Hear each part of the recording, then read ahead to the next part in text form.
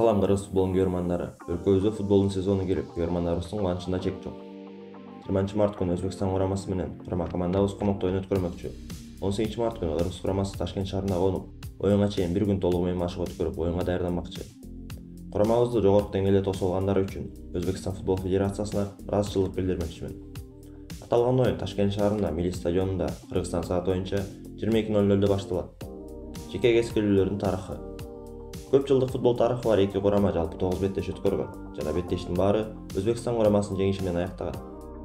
Жалпысынан Өзбекстан курамасы Кыргызстан курамасынын дарбазасына 34 гол киргизсе, Кыргыз курамасы 6 гол гана киргизген. Эң ири жеңиш 2007 жылы 6-0 эсебинде жыйынтыкталган. Бирок боло турган оюн Өзбек курамасы үчүн жеңил оюн болбогону турган иш. Себеби экинчи турда Өзбекстан курамасы менен өз үйүбүздө өткөн оюн минималдуу эсепте аяктаган.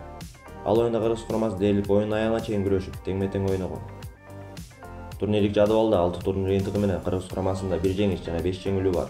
6 гол киргизип, 13 гол өткөрүп алган. 3 упай менен 5-орунда жайгашкан. Өзбекстан курамасында 4 жеңиш, 1 тең чыгуу жана 1 жеңилүү бар. 8 гол киргизип, 5 гол өткөрүп алган. 13 упай топтоп, 2-орунда ээлеген. Оюнда фаворит катары албетте Өзбекстан курамасы эсептелет. Курама 1-мүнөттөн тарта топту ээлеп, оюн жүгүртүүгө аракет кылат. Ал эми Кыргыз курамасы көбүнчө коргонууга көңүл буруп, контр чабуулдарды пайдаланып кетүүгө аракет жасайт. Албетте эки боордош эл талаа үстүнө чыгат. Ал эми достук талаа сыртында деп айтсак туура болот, себеби талаа үстүндө алар биринчиден бири-бирине каршылаш. Аларга караганда Кыргыз курамасынын азыркы учурда 3 упай өтө керек болуп турган чагы. Албетте интернет желесинде эгер Кыргыз курамасы Өзбекстанды утса, Бириккен Араб Эмирлиги сыйлык камдап койгону тууралуу жазып чыгышты. Бирок бул Кыргыз курамасынын патриоттуулугун жокко чыгарып салат десек туура болот.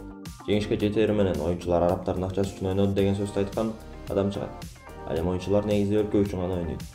Ал эми Өзбек курамасы утулуп калса, бул даяр шылтоо сыяктуу болуп калат. Кыргыз курамасы арабтар берген мотивациядан кийин жакшы ойношт деп айтышы турган иш. Бирок ошентсе да Кыргыз курамасынын деңгээли ушул даражага жеткенине ыраазы болушубуз керек. Алардын жеңилүүсүн интернетте ар бир экинчи киши айтып жатат. Эки курама тең гол киргизет жана оюн минималдуу жеңилүү, же болбосо тең чыгуу менен аяктайт деп ойлойбуз. Оюнга курама команда кайсы оюнчулар менен стартта чыгат? Комментарийге жазып кетиңиздер. Сиздер менен болгон Футболбек каналы.